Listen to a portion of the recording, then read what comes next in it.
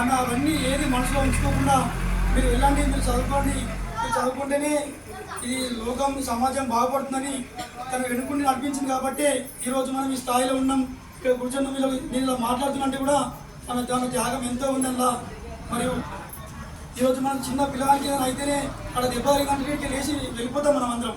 కానీ ఒక్కరు కాదు, ముగ్గురు కాదు, నలుగురు పిల్లలు చనిపోయినా సరే కానీ ఆమె అందరి బాధను దిగమిందుకొని మనం ఈ నలుగురు పిల్లలకు చూస్తే భావితరంలో పిల్లలు, కోట్ల మంది పిల్లలు మన పిల్లలే వాళ్ళందరని తను భావించింది కాబట్టి అంబేద్కర్ గారు అవన్నీ ఏది మనసులో ఉంచుకోకుండా ఓన్లీ మనం చదువుకోవాలి, మనం ఎదగాలి, ఈ అంటరానితనాన్ని నిర్మూలించాలి అన్న సంకల్పంతోనే ముందుకు వెళ్ళాడు కాబట్టి ఈ రోజున మనం ఈ స్థాయిలో ఉన్నాము.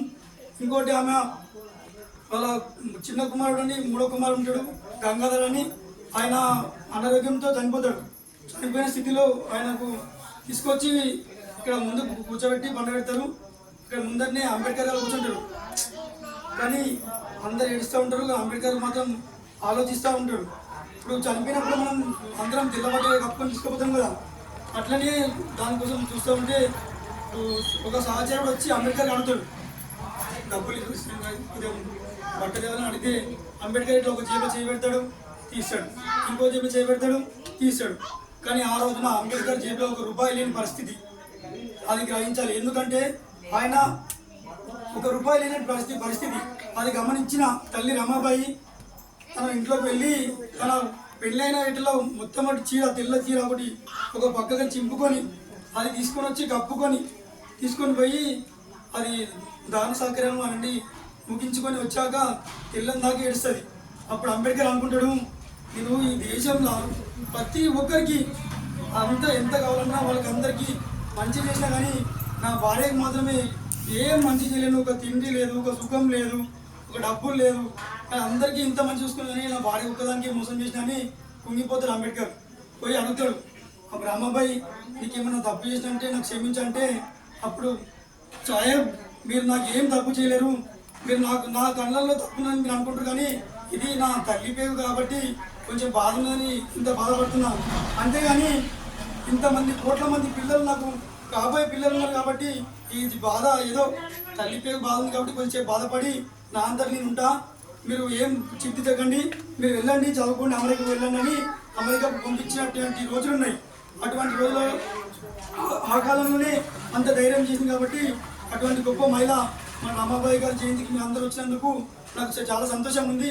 ఇంకా చాలామంది రాలేరు, కొంతమంది ఆగేందుకు ఈరోజు ఎందుకు ఖాళీ, కొంతమంది అంటే లాభాలు ఉన్నప్పుడు వస్తున్నారు, కొంతమంది కష్ట సుఖాలకు ఎవరు రారు. మన దాంట్లో కాదు, మన చుట్టుపక్కల కూడా అందరూ అది వస్తుంది ఇది వస్తుంది అంటే అందరం వస్తాం, కానీ ఏదైనా సమస్య ఉందంటే ఒక్కడు రాడు. ఖాళీ రిజర్వేషన్ల గురించి వాటి గురించి అనుకుంటారు, కానీ వాళ్ళందరికీ తెలియాలి మనం ఒక ఐక్యమత్యతో కట్టుబాటుతో ఉండాలనేది నా సంకల్పం. మరి అంబేద్కర్ గారి గురించి వాళ్ళ జీవిత చరిత్ర అయితే ఇప్పటి వరకు ఒక బుక్లో లేదు, ఒక సబ్జెక్ట్లో ఒక పేపర్లో ఏమిటో లేదమ్మా. మేమందరం మా ఫోన్లో కొట్టి అందరం కూడా దాక్కుంటున్నాం, కానీ మరి ఇయ్యరు. ఎందుకంటే అతని గురించి తెలిస్తే అందరూ పెద్ద లీడర్లు, పెద్ద సామాజిక కార్యకర్తలు అవుతారని ఆయన గురించి ఎవరు చెప్పరు, పెట్టరు కూడా.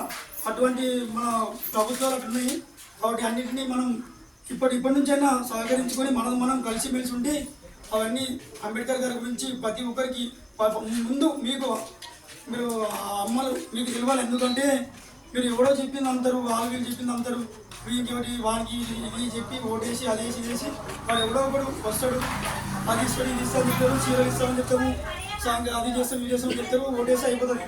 కానీ వాడు అది ఏం చేయడు, ముందు చెప్తారు అంతే. ఒక మహిళ మంచిగా ఉంటే ఒక ఇల్లు బాగుపడుతుంది, అదే ఒక మహిళ మంచిగా ఉంటే ఒక ఊరు బాగుపడుతుంది. ఒక మహిళతోనే ఒక దేశంపై నడిచిన రోజులు ఉన్నాయి. మీరందరూ కూడా తెలివి పరంగా ఉండాలనేదే నా కోరిక. ధన్యవాదాలు. జై భీమ్.